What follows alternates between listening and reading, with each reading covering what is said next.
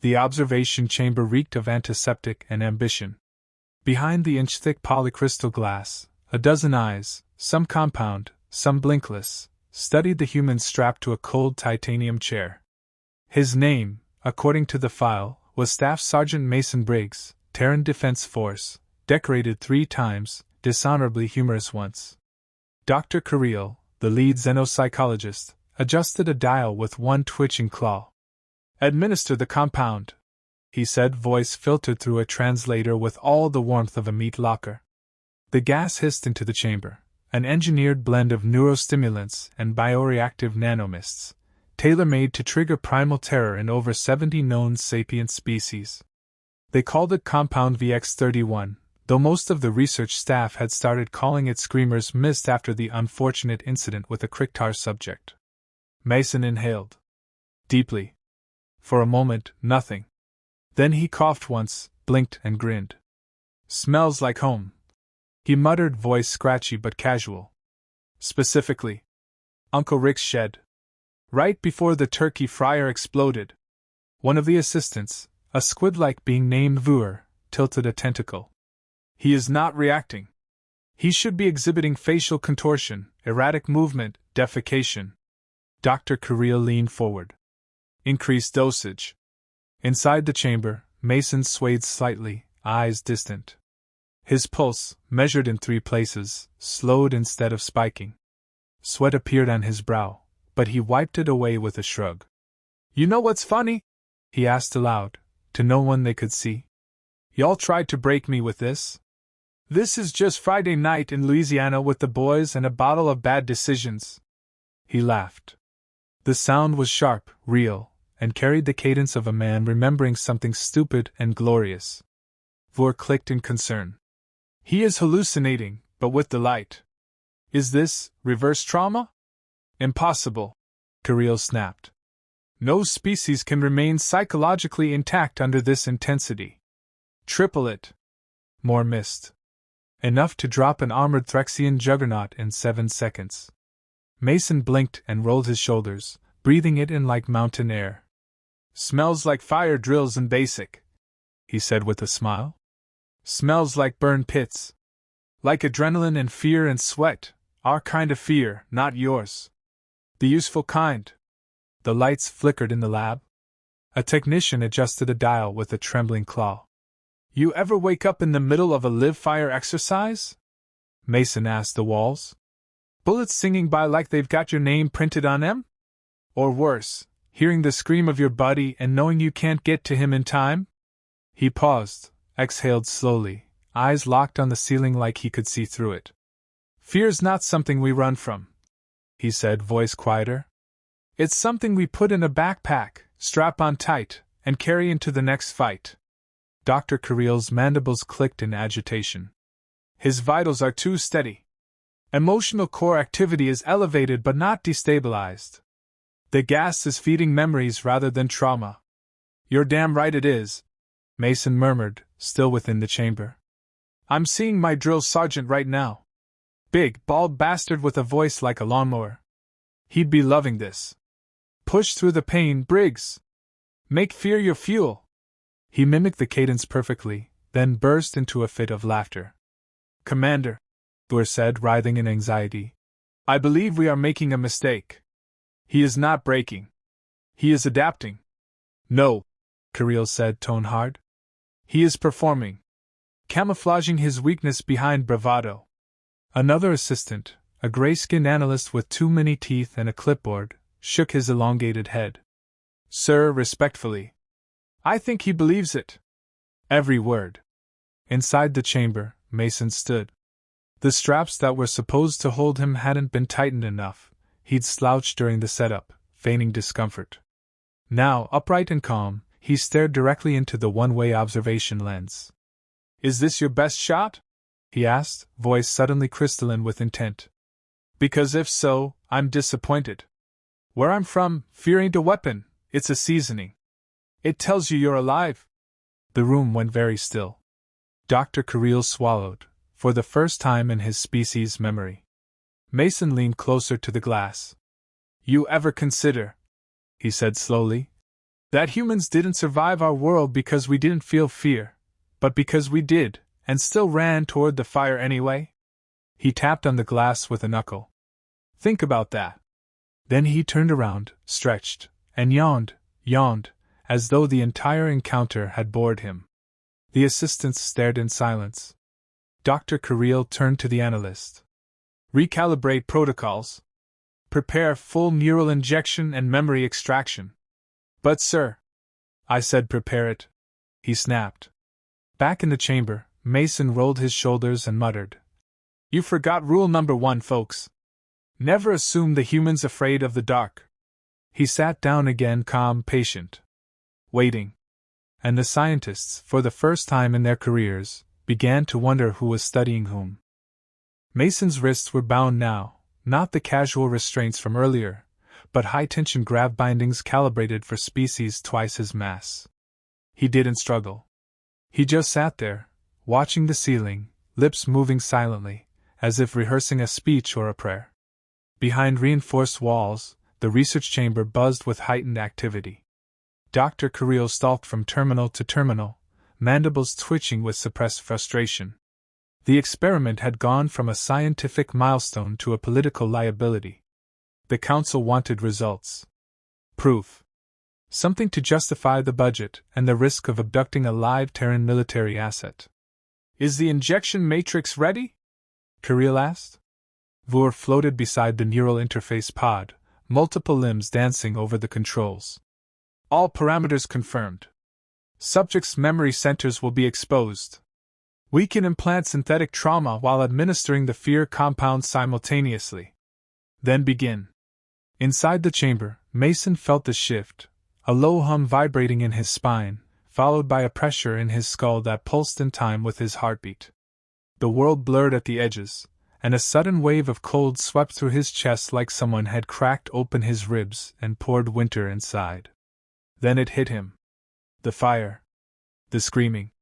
The smell of blood on scorched sand.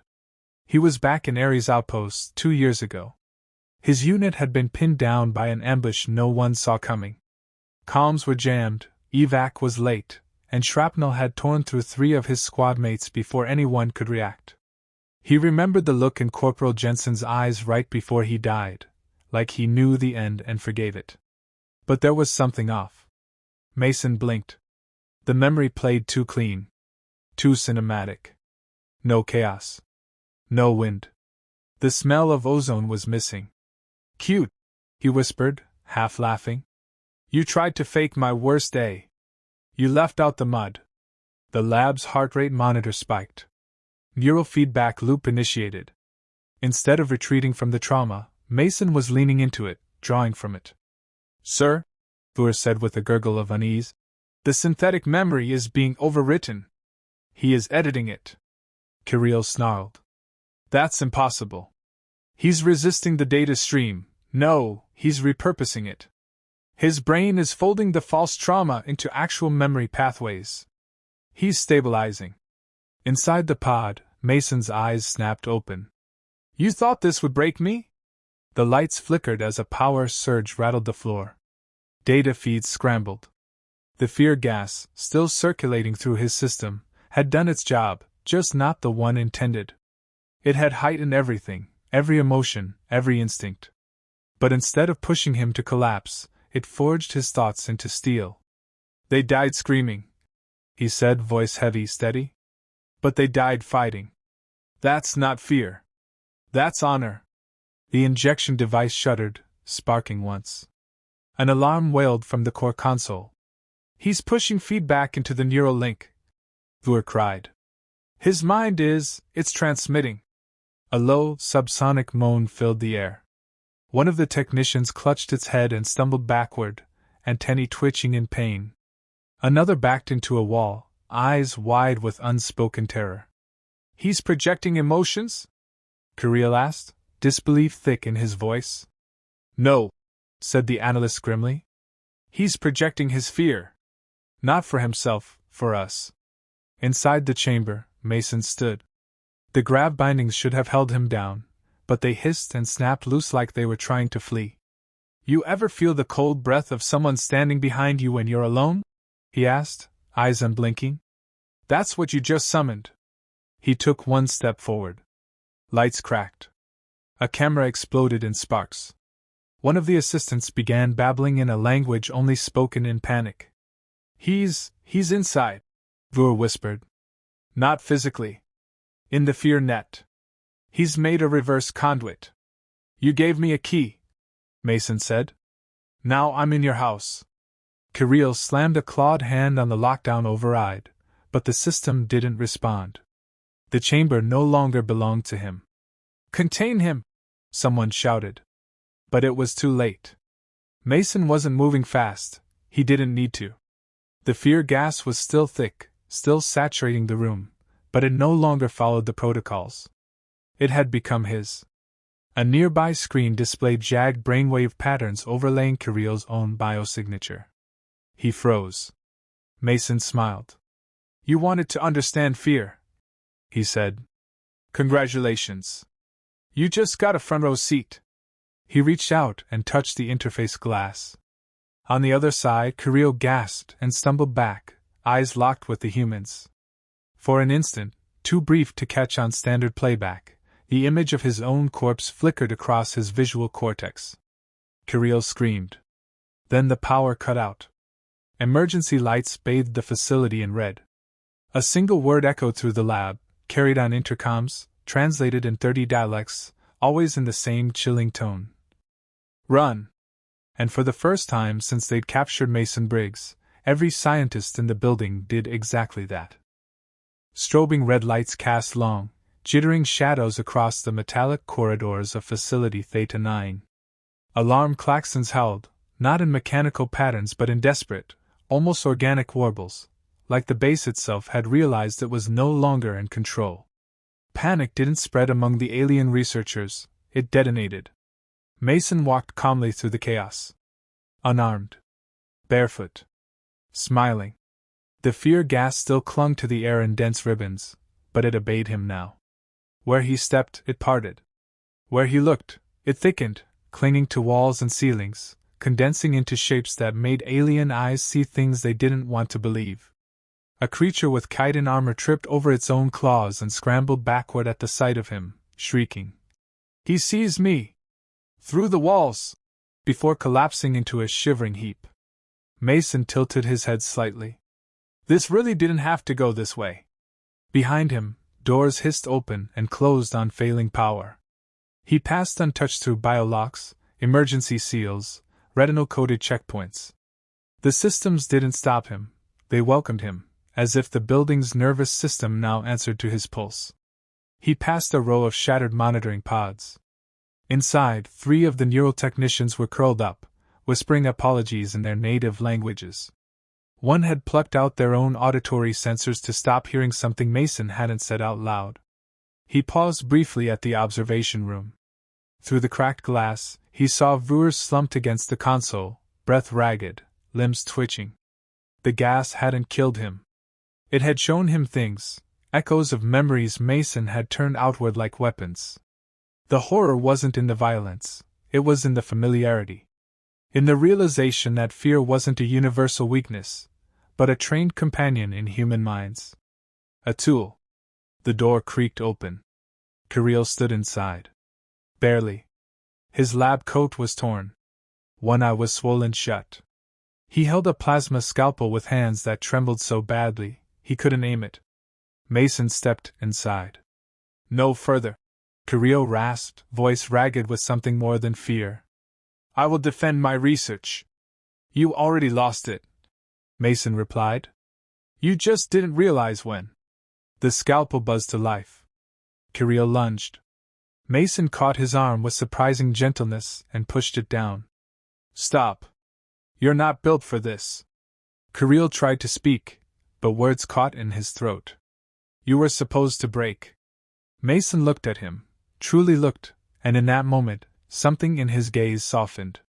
Yeah, well, humans don't always do what they're supposed to. The scalpel clattered to the floor. Why? Kirill whispered. Why aren't you afraid? I am, Mason said. I just don't let it steer the ship. Outside, the gas began to disperse. Not because the filtration system activated, but because Mason allowed it to leave. The facility dimmed into silence. No more alarms. No more footsteps. Kirill sank to his knees. Mason crouched beside him. Fear isn't a flaw. It's part of what makes us dangerous. You tried to rip it out of us, use it as a weapon. But you didn't understand that we already trained with it. Danced with it. Slept with it. Made it our sparring partner. He reached out and gently closed Kirill's remaining eye. I'm going home. Mason stood, walked to the wall panel, and pressed 2 fingers against the seemingly inert section of the bulkhead. A faint chime echoed. Hidden systems activated.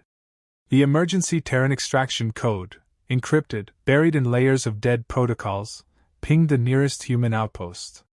Above Facility Theta 9, a breach opened in spacetime. Blue light poured into the hallway like morning sun cutting through fog. The last thing Mason said before he stepped into it was quiet, but every functioning sensor in the base picked it up. Next time, ask nicely. Then he vanished. 6 hours later, the Galactic Science Council classified the entirety of Facility Theta 9 as emotionally contaminated. A 20-light-year quarantine perimeter was established. No vessels were allowed near without psi-shielded hulls.